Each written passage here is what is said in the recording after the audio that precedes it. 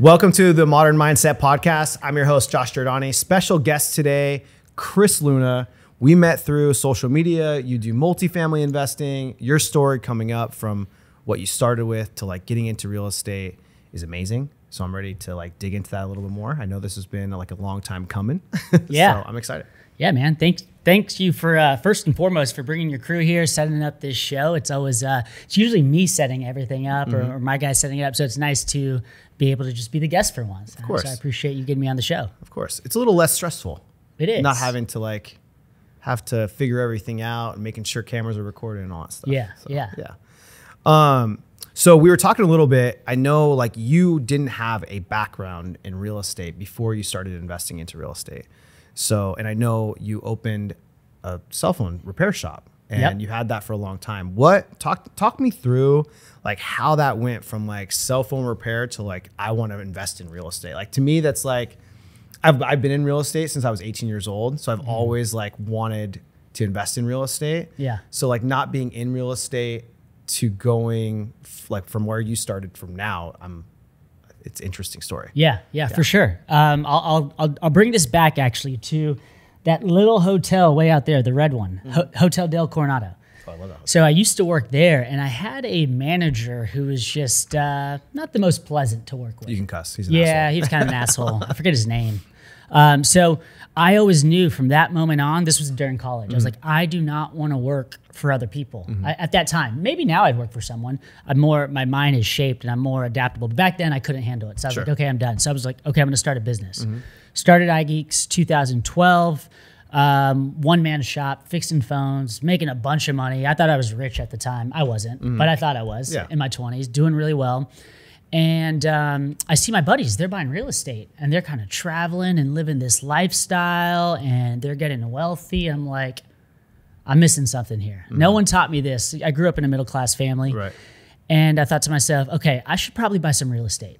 So they took me under their wings. My buddy Matt and Garrett showed me the ropes, and I just made this transition from taking all the cash I was making fixing phones and just stuffing it into real estate. That's awesome. Yeah. When did you buy your first property? 2016, we bought a home, 6105 Dorothy, $630,000 purchased by San Diego State. Rental? Yeah, rental. Did you do like student housing stuff? Student housing. That's awesome.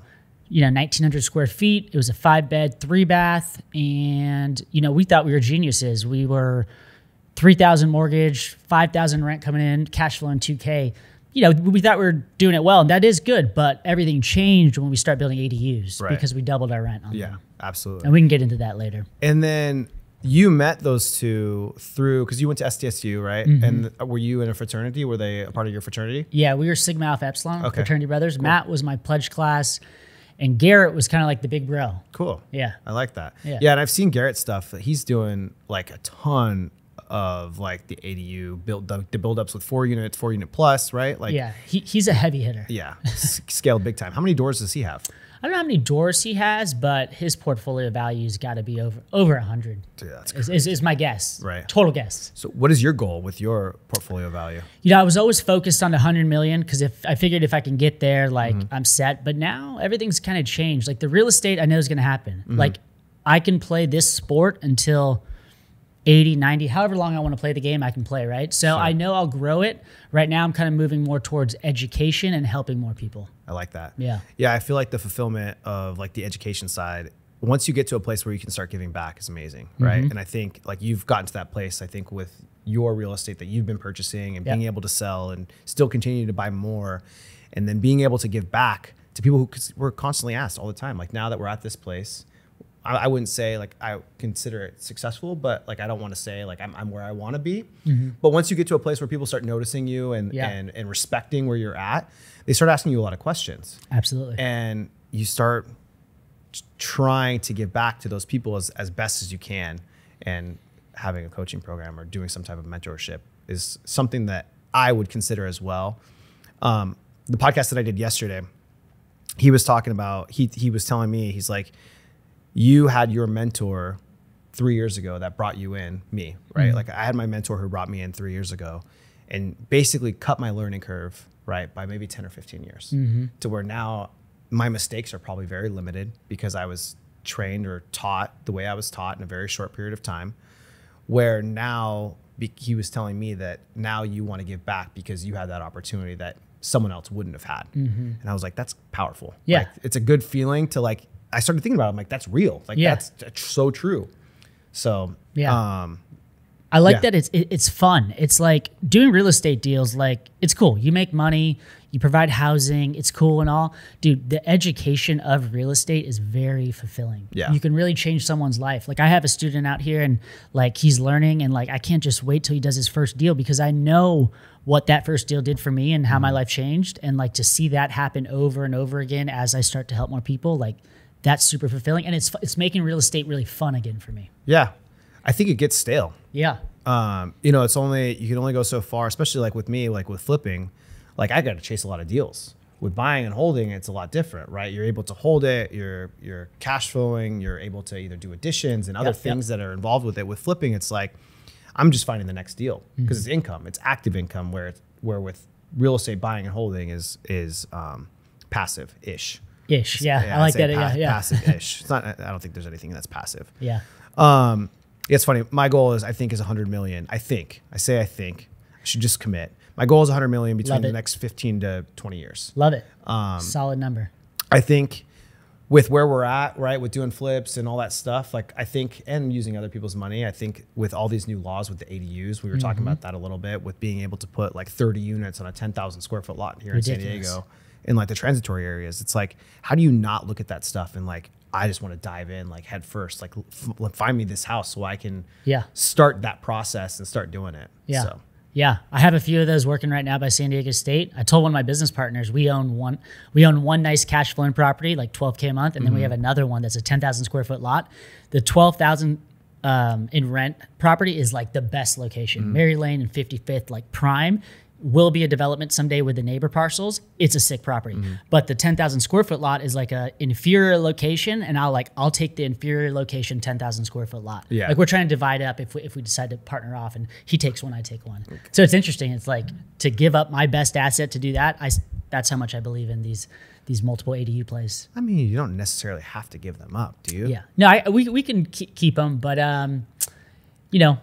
Sometimes with partnerships, you never know. Right? I agree with that. Yeah. I agree with that. I think it's hard. Like when you start. He's a great partner, by the way. Totally. Yeah, totally. I mean, like I partner on all my flips, right? Yeah. Like I'm involved the majority of the time on the front end, but like on the back end stuff, like once we close on it, once it's under construction, like I'm out of it, right? Yeah. Like 100%.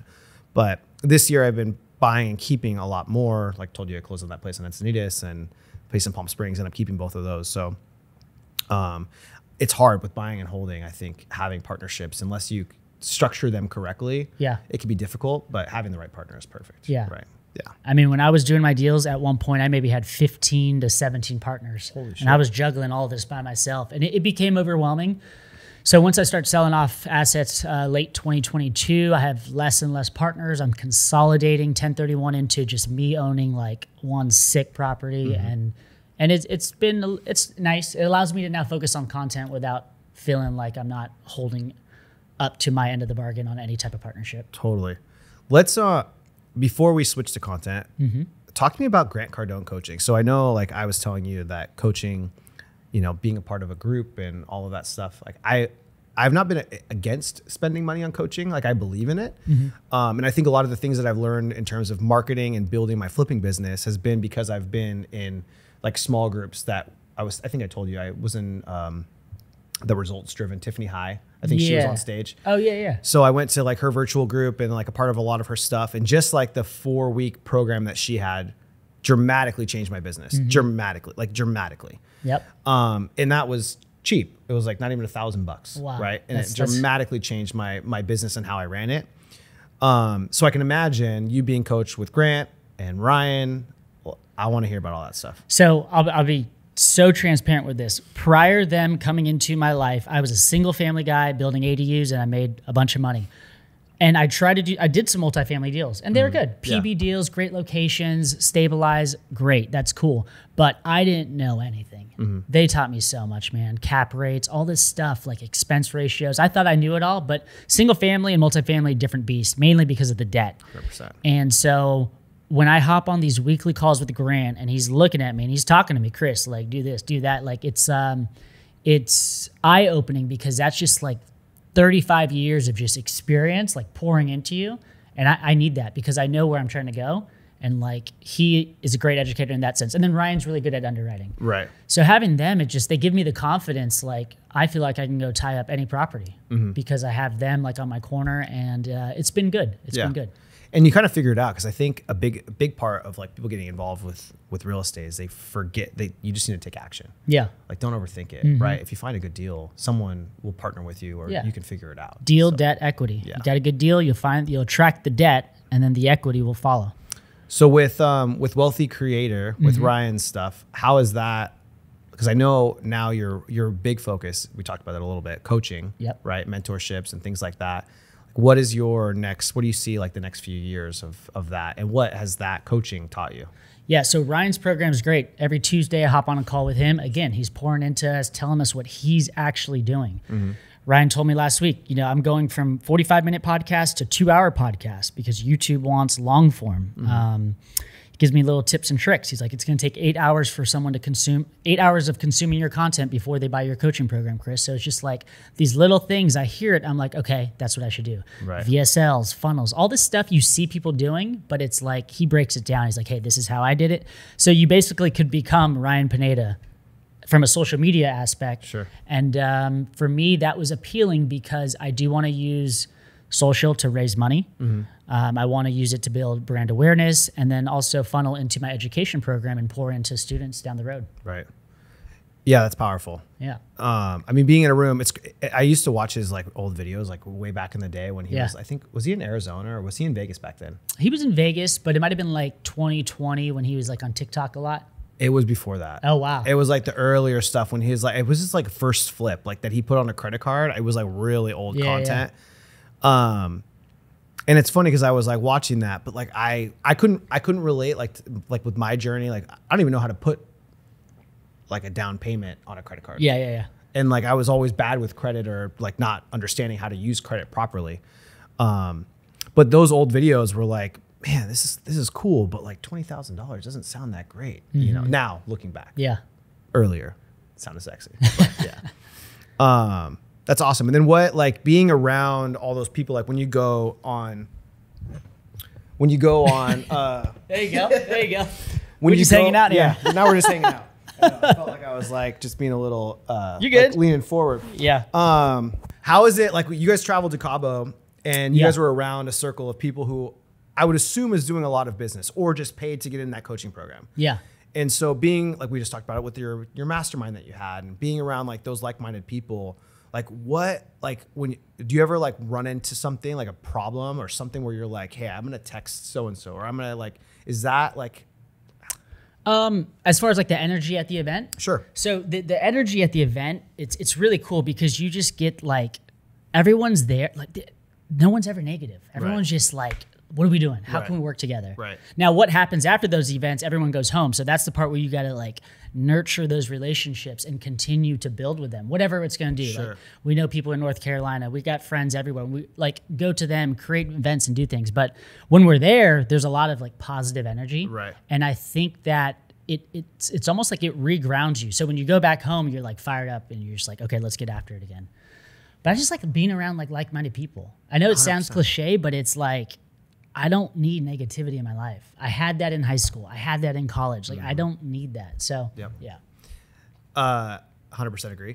I think we were talking about that before we even went live, like being around, like even at your house, like when we came over here on Wednesday, it's like being around people. And like we were talking about most of our friends, right? They're not doing like the things that we're doing. Yep. They're not. And it doesn't even matter like if they're on a high level, like if our friends were doing something to do with what we were doing, even if it wasn't a high level, it's okay, right? Because we can still back and forth share thoughts because they're digging into their journey and some things that maybe I forgot about on my early stages of like when I was trying to grow. And I'm like, oh, I remember those things that I forgot about at the beginning. Yep. But being around people that are very like-minded, it pushes you. What makes you want to do more and like super motivated. And grow. I left here and I was like, fuck, dude, I just want to I want to be around some more cool people. And that was a big goal of mine this year, was to like be around more like-minded people We can share ideas. We can collaborate. Like to me, I don't look at it like competition, even Same, if they're man. flipping. 100%. Like, or if they're, buying multifamily, if I wanted to buy multifamily, like to me, it's all relative. Yeah. We're all going to grow together. Absolutely. I think it's great you're doing the podcast. That's what I've learned about doing the podcast is it makes you a better communicator, which is great because you can use that everywhere. And then what I really like about it is you're creating these relationships. People I would really probably maybe see out every once in a while. Now I'm like, okay, like what can we do together? Let's go golf. Like let's do things together. 100%. We wouldn't have met if it wasn't for No, social. no. I wouldn't have met Brandon if it wasn't for social. I saw you guys doing a podcast and I was Yeah. like, oh, yo, I think someone else tried to link me with you too, Oscar. Yeah. Yeah. Yeah. So when you keep hearing people the same names, you're like, okay, Yeah. these are players. These are people I want to be around with. Totally. Oscar, I think he put Garrett in the group chat too. Yeah. So he initially grouped me up. I think we went to like breakfast and we were just like shooting the shit. And he was talking about like where I'm at and what I'm doing and all that stuff. And he's like, dude, I got to introduce you to Chris and Garrett. He's like, I'll do a group chat. And then I felt like I was like texting you. And then he called me like a few weeks later. And I was like, man, Chris big time me.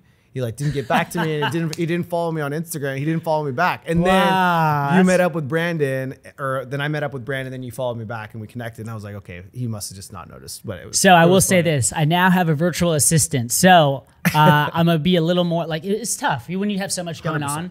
on. Not to make excuses, but for this reason, because I missed those important texts, those important emails, I was like, okay, I need help. I can't book my flight to Vegas in 2 weeks. Like someone else needs to do that for me. I need to be paid to do like important things, my real estate, my coaching, podcast, create. I should not be booking my own flights and booking appointments. So yeah. No, I totally get it. I mean, I have my assistant's full time, but she handles like all the back end stuff, so I can come out and do all this stuff. Like Yeah. she's out doing all the follow up calls with all of our like marketing behind the scenes with Flips. So Love it. and all the follow up and pipeline stuff. So I can do this stuff because I wouldn't be able to do it if it wasn't for her. Yeah. I actually sent her a super long text this morning, just telling her how grateful I was because There you I go. think it's important. It's to tell- important. It's important. To affirm like people are doing like the right thing. Yeah. One of the books that I read recently, I'm on a big book kick, The Millionaire Success Habit, Dean Graziosi. I know Dean Grassi. I don't know him, but I know of him. Yeah. Okay. His book, like I told you, it's kind of like now that I'm at the point where I've read 25 books, all of it's kind of the same, and you pick up little things. But one of the things that it was in his book that was talking a lot about like showing gratitude and appreciation for people, and that was one thing that I took away from it. That where you can just like send a text to someone. Like after I was reading that book, I sent a text to my business partner mentor, and I was like, dude, I appreciate you. You Yeah. like 100% changed my life. I wouldn't be where I'm at today if it wasn't for you. Yeah. Right. And like the assistant, the same thing. Like it's just those little things that you like can send to people, and they're like, damn, that felt good. That Yeah. was meaningful. Yep. Like Yep. I'm doing something powerful here. So yeah. I got a little trick on that one. Was it a text or like a phone call? It was a text. I think that's great. It was early. Yeah. Okay. Yeah. Because Yeah, one thing I'm getting like into that early. One thing I want to get into is sending like these little like we're getting more comfortable being on camera. So now I'm like just bust out my phone real quick and send a little message, whether to my mom, to my teammate. But I think those little videos where they can even see like your emotion, Right. and like the full package. I think those are they go a long way. I don't know if I could be emotional like that though. Yeah.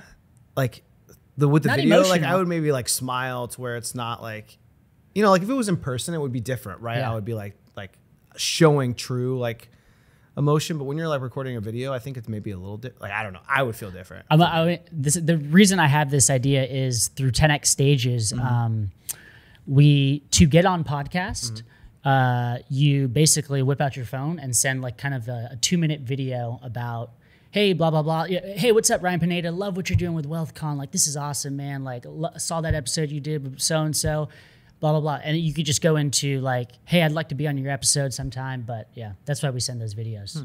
Interesting. Yeah. What speaking of that, like are they still doing their flips and stuff? How many deals do they do in Vegas? Ryan? Yeah. He still has that going, but I think he's moved more towards wholesaling. Yeah, because flipping just is tough to find that end user. Interesting. Yeah. Why I know a lot of like companies out here, like bigger companies, have really switched to all wholesaling. Yeah. And I'm like, scalable, I think. yeah, I could see that, and you make very similar profits. But I think like it almost like the look of it, right? Because like all my business yeah. comes from realtors, so I don't want to wholesale a deal that a realtor brings me because they want the listing on the back end. Yeah. So like for marketing purposes, like you almost like hurt your reputation, I think, in a lot of ways. That people that send you business, like if 90% of my business comes from realtors, and I'm kind of like shooting myself in the foot by wholesaling their deals. Got it. So I agree with you though, like the direct to seller marketing and all of that, like 100% agree. Like there's a big company here locally. Gigi? Yeah, bro. Like those emails, like they fucking crush, you know, like they crush. And like they're sending those property, like one of the ones recently I had locked up. I didn't lock it up. The guy didn't have an email. I drove all the way out to his house to get the contract signed. I walked the house and I was like, this house is way more fucked up than I thought. I'm going to change my price by $30,000. And he's like, oh, well, I have another offer at this exact same price. So either I was going to go with you or I'm going to go with the other offer. And I'm like, go with the other offer then. Yeah. They then put it on and tried to wholesale it $100,000 more, but it was retail. Like they were selling it at retail when the house needed like $70,000, $80,000 worth of work. But it's crazy that they could actually find buyers for those properties. Like to me, Yeah. like as an investor, like why, you know what I mean? Like you would look at those lists and you're like, oh, let's do some numbers, let's do some calculations. But if they don't like make sense for you, like how the fuck are other people buying them? Yeah, it's crazy to me. I was just going head to head with Gigi on a SDSU deal.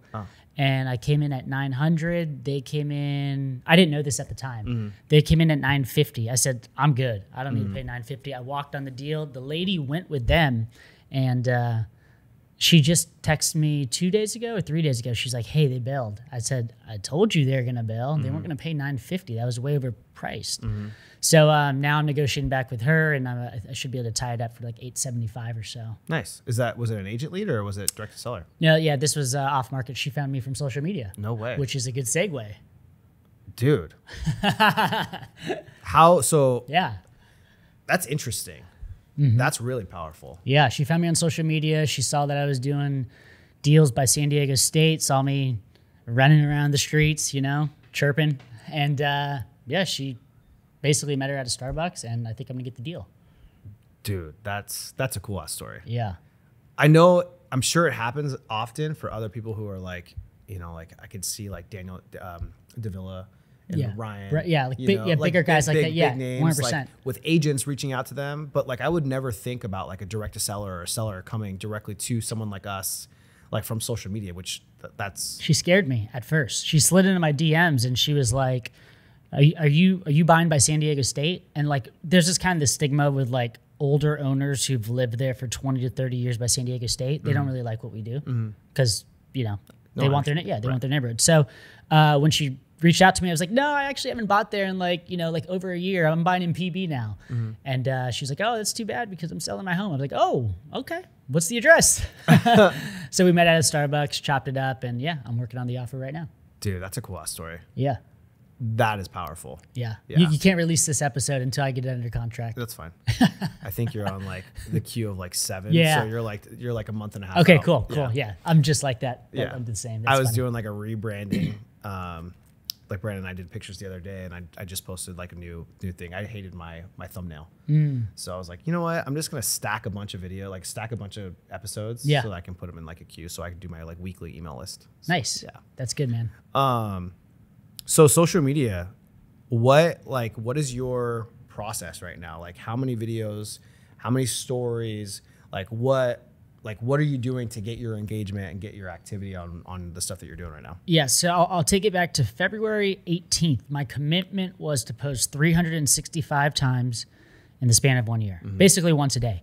I miss a day here and there. I'll always catch up for it. And I think I'm at like day 140 at like 145 or something like that. So I'm like 5 behind, whatever. But my commitment was once a day. So what's funny is I was doing reel and photo back and forth. I see Ryan Pineda at an event. He was like, that's great, man. You're crushing it. But he was like, you're going to get way more reach if you just start doing one reel a day. And I just didn't really like myself on camera at that time yet. I just wasn't ready to just like step into it and own it. Ever since then, I've had to make the commitment if I wanted to post one reel. So I was like, whatever, I got to get on camera. So obviously I have Brandon Fortino cutting up video for me. We'll make 30 or 40 in one sitting. I'll sprinkle those in. On Saturdays, I like to hop on my phone, just talk to the phone and be a little more just like in the wild, whatever I'm doing. And that's my strategy. On YouTube, I'm actually trying to do 3, maybe 4 videos a day. I have a Whiteboard Wednesday series where I just talk on this whiteboard. I have the podcast, the virtual podcast, and then one like kind of like high end nice video.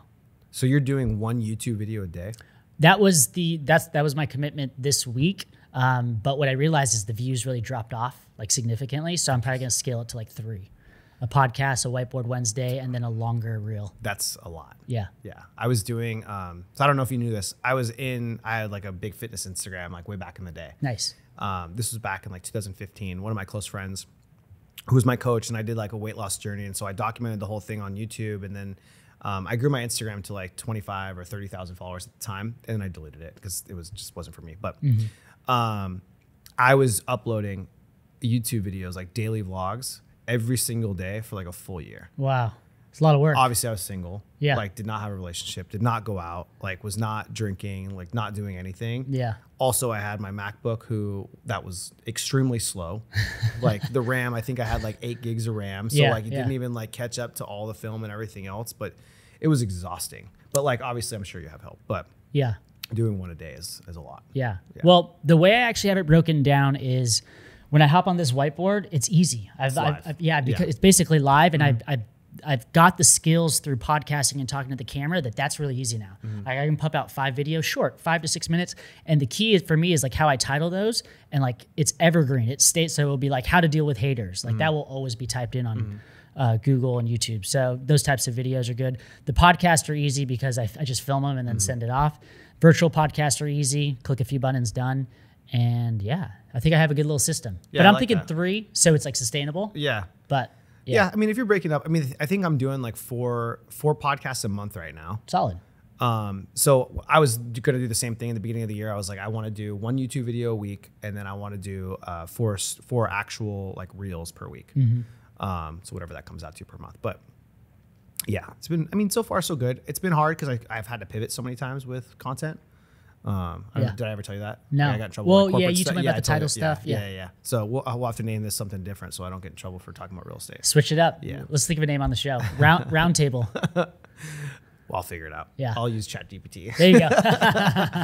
What advice would you give to someone who wanted to get into real estate investing that's like just starting out, like knows that they want to like make more money or invest into real estate? Maybe it's not wholesaling, or maybe it is wholesaling, or maybe it's flipping, or maybe it's multifamily. What was the take, like when your aha moment, like when you first got started? Yeah. I mean, a few things. Definitely find a mentor. The mentor is just going to fast track your success. It is 100% true. I know it's whatever. It's just, that's the way it is. And then, so pick something that you want to do. If like you want to do multifamily, like stick with it, go deep on that. If you want to do Airbnb arbitrage, great. Go deep on that. Like whatever it is, like go deep on it and just like immerse yourself in it. Take people out to coffee here in that industry, and just try and absorb as much knowledge. And then lastly, like actually take action. Don't just take the knowledge and then go and take a nap. Like go and put some work in. Right. Go start looking up some properties. Yeah. Go start like, it's all data. It's all data. Yeah. Go analyze some deals, right? That maybe have already sold, so you can look and see what's going on. Yeah. Know the comps. Yeah. And then what about for content? Like what would be your advice for someone who wants to get into content, that wants to start posting consistently? Maybe they're scared to be on video, or maybe they're not scared to be on video, but what would be like when you stepped into it, like what was like your like big reason and big like why behind that? So when I actually stepped into it was probably July 2022.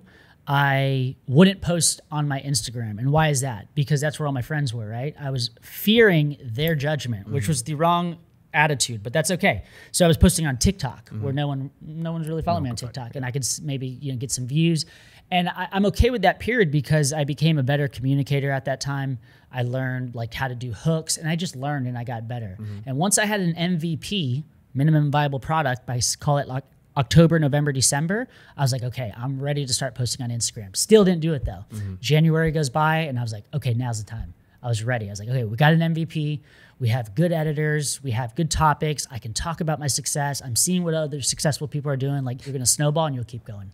And what about ideas? I hear a lot of people talking about like not knowing what to post or what to talk about. Like in the beginning, when I first started posting, I like went into this like this coaching program. Well, actually I was talking a lot about title stuff. Okay. My videos were awful. Like I still have them up and they're like washed out, like look so shitty. Right. And then slowly I evolved into like more and more stuff. But I started getting a lot of my content like real estate based on like Yahoo Finance, and I would just do a green screen based on like those videos. But I think a lot of people, like even friends that are like, man, I don't know how you like come up with all these topics and what to talk about. Yeah. I'm like, dude, like, what'd you do today? Yeah, exactly. I think that like ChatGPT is a great resource that you can like just ask ChatGPT what I should talk about, and they're going to spit out some ideas. But really what I'm seeing the most and what I'm actually enjoying the most is like authentic stuff. So it could be like the fact that no one knew, everyone sees me as a real estate guy, but did you know I used to DJ for fun? Do you know that I like Avicii? Like, do you know that I used to go to festivals? Like, who is Chris Luna? I'm not just some real estate guru. Like, I like have a life. Like, I went to a Catholic private high school. My mom worked at the DMV, like random stuff about my life. So people really feel like they know me. And I think that's creating that like authentic connection, just like being myself. So 100%. Yeah. I love that. Yeah. The last few episodes got pretty deep with like family shit and like childhood stories and on your podcast. Yeah. This last one, we definitely talked about like childhood, because we were talking about like didn't know if we wanted to have kids and like where that stemmed from, and like it got pretty deep. But I think like people that actually listen to your like to anyone's stuff, right? Like anyone's podcast, who do go deeper, who do share things like from their childhood or from their past, like they have a deeper connection with you. It doesn't matter how many followers you have, you'll still create a connection that you never had before. Yeah. Whatever business it is. Exactly. Yeah. It's amazing. I think a little side note to piggyback off that, I also think to like my kids in the future, like I believe I'm going to be someone big and like I'm going to do big things. I'm going to help a lot of people, right? And if I actually believe that, why would I not document where I'm at now, which I feel like I'm just beginning, to like where I'm going over the next 15, 30 years. And if my kids someday can go and watch and see what dad was like when he was 30 and when he was, you know, making moves, like I think that's cool to see like who I was back then,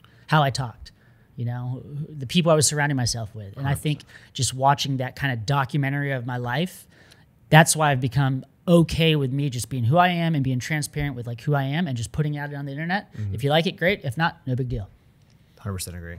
I mean, dude, that's why I wear the same shit all the time. Yeah, same. I'm in fucking Vans, I'm in a t-shirt, and I'm in jeans. Like no matter where I'm going, like maybe I'm gonna put on dress shoes if I have to go on like a legit appointment. But like this is me every day. Like it doesn't matter. Like most people know that I wear white Vans all the time. Yep. But yeah, it's powerful being your authentic self. Do you want kids? Oh yeah, I would say big family. Yeah. Yeah, 4 to 5. Are you Mexican? People think that because of the last name Luna. I'm actually Filipino, white, and Irish. Gotcha. I was going to say that's a Mexican in you, but you're not Mexican. No. It's just a joke. We were talking about how you feel like you're just starting. I was watching this quote, and think about when you actually were just starting in real estate. And now you look back and you're like, man, that guy was an idiot. Yeah. Right. And now you're going to look back like in 5 years from now, right? You're going to look back and you're going to be like where you are right now. You're going to be like, man, that guy was an idiot. Hormozi. Right? This is a Hormozi video. Yeah, I saw this. Yeah. And I was like, man, that's so genius. True. I'm like, I thought I was the shit when I was like 19, right? Or 20, like just getting into real estate, like selling my first houses. And then now I'm like looking back and I'm like, man, I was an idiot. Yeah. Right. Like I didn't know anything. Right. And I wasn't learning anything. Like I just wanted to make money. Yeah. And now I'm looking at it and I'm like, man, I feel like I'm so much smarter, but like I'm going to look back and think I'm an idiot in 5 years from now. 100%. Like, yeah. It's crazy. So like, it's funny that you say that you're just starting, because you started a long time ago. Like you created a business, and then that business created where you're at now. And then it's been powerful all the way up. Right. And you continue to evolve. Yeah. That's what like gets me excited. I'm like, shit, like if I came this far, and I never thought I'd be here, like where can I go in the next 5 years, next 3 years, shit, the next year, I don't know. Like I always say, like if I was to like, if it was 2022, like a year ago, and we just like took a snapshot into like this view right now, like where we're at, what we're doing, I would not recognize me. I'd be like, who is that guy? Like I don't, not you. I mean, like who am I? Like I would not recognize me. It wouldn't make sense to me. No. So like if I can just snap into like 5 years from now, like, whoa, like you start thinking bigger, like see what's possible. And that's what I like about hanging around Grant and Ryan, these guys.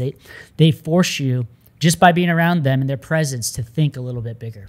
Cool, man. Well, I appreciate you coming on. It's been a long time coming. Yeah, man. man. Had to keep this a little short, but yeah. No, I appreciate you getting me on the show. Like I wish you continued success. You got to hop on my show too, let's do it. On the Come Up, and we'll come up together. Let's do it. We'll make some moves. Love it.